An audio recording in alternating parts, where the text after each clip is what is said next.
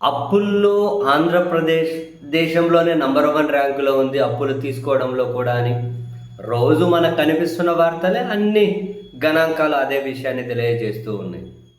And at the same time Jaganmohan Reddy గారి 5 సంవత్సరాల ప్రభుత్వ హయాంలో చేసిన అప్పులు ఏవైతే ఉంటాయో అందులో 70% అప్పులు చంద్రబాబు నాయుడు గారి సర్కార్ 18 నెలల కాలంలోనే చేశారు అని మాజీ ముఖ్యమంత్రి జగన్మోహన్ రెడ్డి గారి దగ్గర నుండి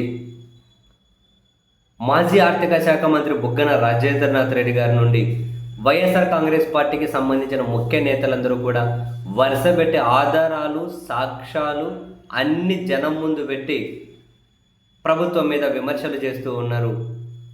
మా ప్రభుత్వ హయాంలో రాష్ట్రం శ్రీలంక అయిపోతుంది, వెనిజులా అయిపోతుంది, మరొకటి అయిపోతుంది అని చెప్పి ఇంత వీళ్ళు అబద్ధాలు చెప్పారు. 14 లక్షల కోట్లని అబద్ధాలు చెప్పారు.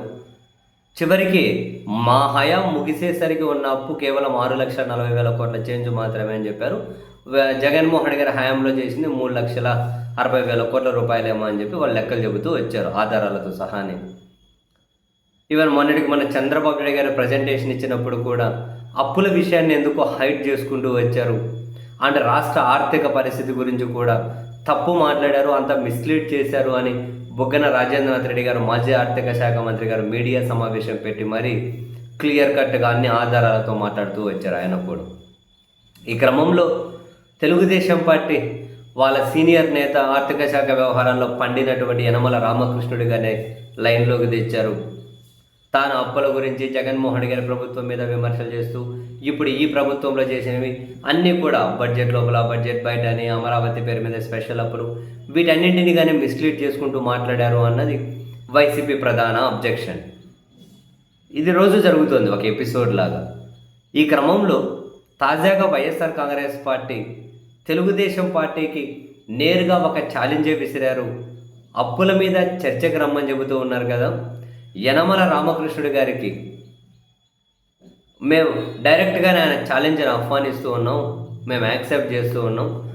మా తరపున బుగ్గన రాజేంద్రనాథ్ రెడ్డి గారు మాజీ ఆర్థిక శాఖ మంత్రి, మా హయాంలో ఆర్థిక శాఖ చూసిన బుగ్గన రాజేంద్రనాథ్ రెడ్డి గారే అప్పుల మీద చర్చకు వస్తారు.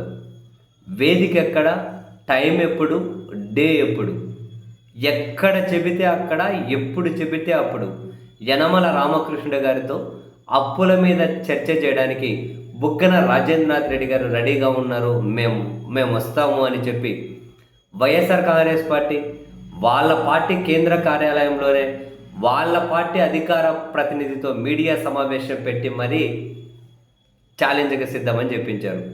తాజాగా వాళ్ళ పార్టీ అధికార ప్రతినిధి కారుమూరి వెంకటరెడ్డి మీడియా సమావేశం పెట్టి యనమల రామకృష్ణుడితో డిబేట్కి బుగ్గన రాజేంద్రనాథ్ రెడ్డి సిద్ధంగా ఉన్నారు. ఎక్కడికి రావాలి, ఎప్పుడు రావాలి, ఏ రోజు రావాలి, ఏ టైంకి రావాలి అని చెప్పి ఛాలెంజ్. మరి ఇప్పుడు తెలుగుదేశం పార్టీ యాక్సెప్ట్ చేసి యనమల రామకృష్ణ గారిని బహిరంగ చర్చకు పంపిస్తారు. అదంతా ఒక లైవ్ పెట్టండి, ఒక పాయింట్ టు పాయింట్. రాజకీయ విమర్శలు లేకుండా చర్చ చేయండి, రాజకీయ విమర్శలు లేకుండా డిబేట్ చేయండి. ఓన్లీ లెక్కలే, కంప్లీట్ లెక్కలు. బడ్జెట్ లోపలన్నీ, బడ్జెట్ బయటన్ని, అమరావతి పేరు మీద ఎన్ని, జగన్ గారు హయాంలో ఎన్ని, ఇప్పుడు హయాంలో ఎన్ని, క్లియర్ కట్గా. మరే యనమల రామకృష్ణ గారు ఏమైనా చర్చకు వస్తారా తెలియదు. నిన్న వైసీపీ అదే వీళ్ళ అధికార ప్రతినిధి ఇంకో విమర్శ చేశారు. ప్రతి గంటకు ఆంధ్రప్రదేశ్ ప్రభుత్వం 21 కోట్ల అప్పు చేస్తుంది అన్నారు. ప్రతి గంటకు, రోజుకు 500 కోట్ల పైగా అప్పు చేస్తూ ఉన్నారట. గంటకు 21 కోట్ల అప్పు చేస్తూ ఉన్నారు అని చెప్పారు. మరి అన్ని వివరాల మీద జగన్ ఉన్నప్పుడు రాష్ట్రం శ్రీలంక అయిందా, ఇప్పుడు రాష్ట్రం శ్రీలంక అవుతుంది? మొత్తం అప్పులు, లెక్కలు, సంపాదన అంతటి మీద ఆర్థిక శాఖలు ఇద్దరు మంచిగా పండిన వాళ్ళే. చేయండి, డిబేట్ చేయండి అబ్బా, రాష్ట్ర ప్రజలకు ఉపయోగపడుతుంది. ఒక డేటాను ఫిక్స్ చేయండి.